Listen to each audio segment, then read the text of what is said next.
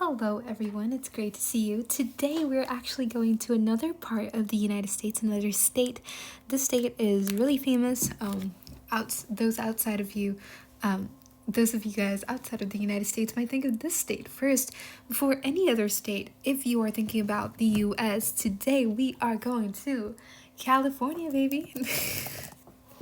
Let's dive right in. So California, right on the western frontier, lots of seas, really beautiful. The center of a lot of things, lots of museum, lots of arts, lots of economy, just a stunning place to live in. Today we're gonna be here. Also, Disneyland. So that explains a lot of things about California. The beauty, the population, just very beautiful here. So today we're going to be looking at some of the significant historical places of California. Let's dive right in. Okay, so today we're looking at three places, not just in terms of lived experiences, but in terms of how people shaped and made a living through California. And so kind of a people-centered understanding of historical approach here. Today we're first of all looking at some key places where indigenous tribes live. So let's dive right in. Okay, let's look at some key regions here. I'm actually going to share with you a couple of regions.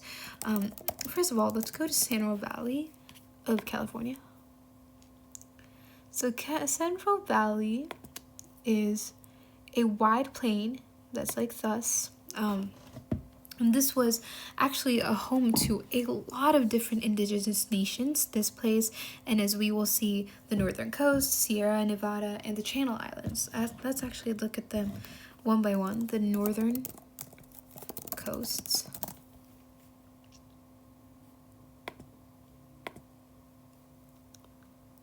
Yes, so it is kind of in terms of this, it would have been like this prehistorically. We also have the Sierra Nevada. And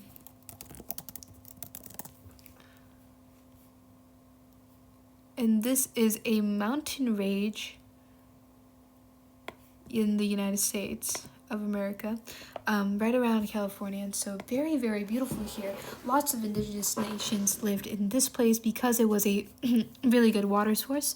Also, we have the Channel Islands. Let's look at that. The Channel Islands. The Channel Islands were the 8 islands here, located here 1, 2, 3, 4, 5, 6, 7, 8, I believe. Or I might have counted that wrong, but this is one of the islands, and indigenous nations are thought to have lived here as well. And so all these places were home to around over 100 different indigenous nations, and they were speaking at least 80 different languages. And so the most linguistically diverse region in North America.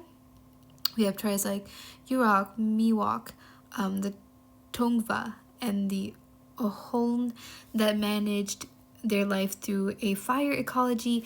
They basically did control burnings, and then they encouraged the growth of a lot of the plantation there, oaks, grasses, and habitat. And so they didn't have the kind of cultivated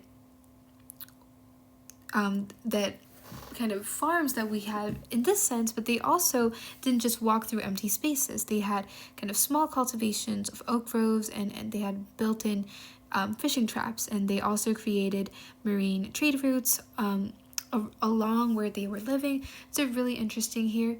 And so they were kind of practicing the concept of sustainability even before that term got into use recently. And during the colonizations, first of all, the Spanish colonization early in the 1700s, this began erasing a lot of this, and then they started to have to deal with a lot of the oppression that they were dealt with. And so indigenous Californians, a lot of them were enslaved during missions of travelers that came to the U.S., and their languages were suppressed, and a lot of the population were actually annihilated because of disease and also by forced labor. But indigenous communities did indeed survive to the end, and even currently there are cultures like Koroks and Tongva that are living in places like Los Angeles, and so a very significant place in terms of indigenous tribes and nations. And yeah, and just a very, very beautiful place. I actually want to go back to the first place we were looking at, the Central Valley. So that was really beautiful. Look at all these plains. Look at all these beautiful grasses and the sun shining through. I absolutely love this place. This is the kind of place I imagine I would have wanted to live. Okay, so let's go now to the 1800s. So we're going to actually be looking at the gold rush. Now, just a bit of a historical insight. So in 1848, in Sutter's Mill, and it is also called the Coloma, in here, gold was found.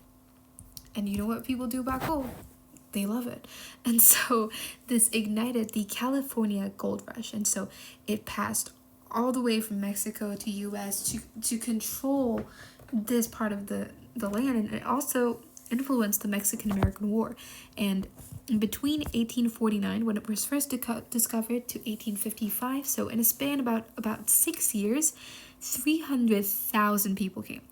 All over their nations, not just Americans in the East, but Chinese miners, Mexican miners, Chileans, Australians, Germans, African Americans, all enslaved and free gathered here in order to gain this gold. And so this gold rush was really lawlessness opportunity. A lot of uncontrolled violence, and this also led to native people being hunted down during this time of almost anarchy. And also Mexican and Chinese miners often faced racial segregation in these places, yet cultures continue to mix in these regions, and so Chinese mutual aid societies were formed. There were also African Americans like Mary Ellen Peasant, who during the gold rush used the wealth gained there to fund underground railroad routes to let those enslaved in the South become free. And so California actually entered the Union as a free state in 1850. But there was racial slavery and exclusion in various forms throughout. And so just lots of history here. And also just in terms of the gold rush, I think this picture is just very famous. Lots of people moving in. There was an economic and societal boom here because of so many people coming in, rushing in, and also because when you get gold and when you get money in the economy, it kind of flourishes. And so Cisco, I don't know, I wonder if I write gold rush. Gold. We only have the Golden Gate Bridge. Okay. In places like San Francisco, Sacramento Valley, and Chinese 6 companies. We'll actually look at that. Chinese 6 companies.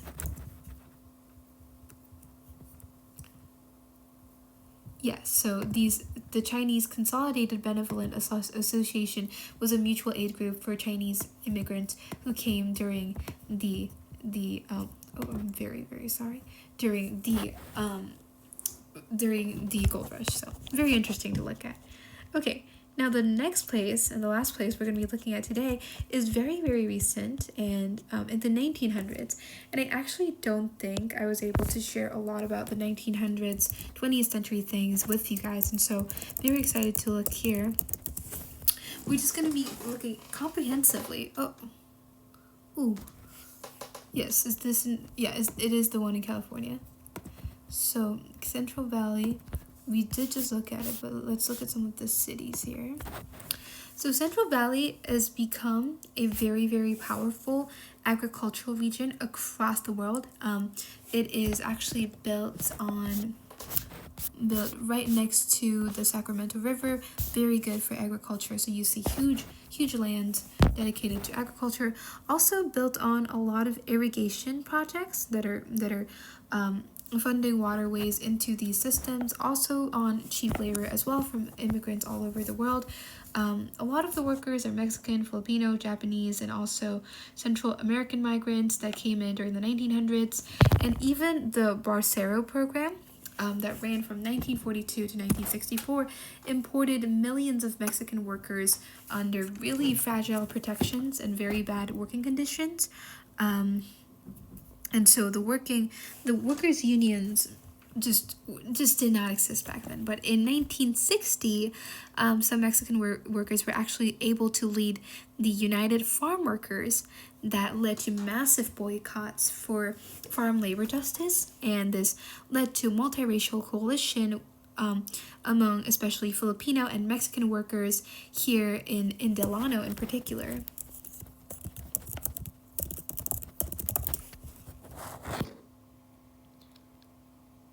For people to gather together, and agriculture obviously is Delano's major industry. So all these agricultural farms here. I wonder if we can walk through them.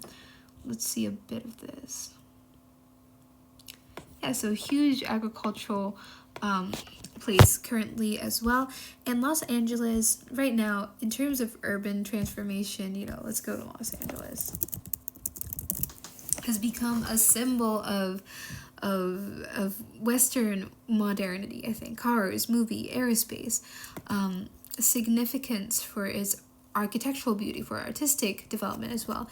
And so we also have various stadiums that were built that is historically significant, like the Dodger Stadium. We also have the several riots that occurred here, like the Zoot Suit riots. And so lots of racial, cultural, societal, significant things that happened right at this place, but also stunning architecture, stunning beauty all around. So very, very worth going, I think. I really would love to go to this place. And so in the south, San Diego and the Imperial Valley actually currently continue to deal with a lot of the problems with labor extraction as well. It just continues to be a significant political area as well. So California is a land of lots of beauties, lots of political turmoil today, I think, because also of its political scope and its cultural significance to the United States. It was really great to be able to talk to you guys about California in particular, because I really wanted to go here. Like, look at this beauty, look at all this. And I think it's absolutely stunning, absolutely beautiful, and understanding its history also gives us better insight into its beauty. Makes us better able to appreciate all of the things that it has. And so I hope you guys stay curious, that you guys continue to learn, and that you guys will continue to look into the different opportunities it presents. Thank you so much for watching. Have an amazing day, and bye.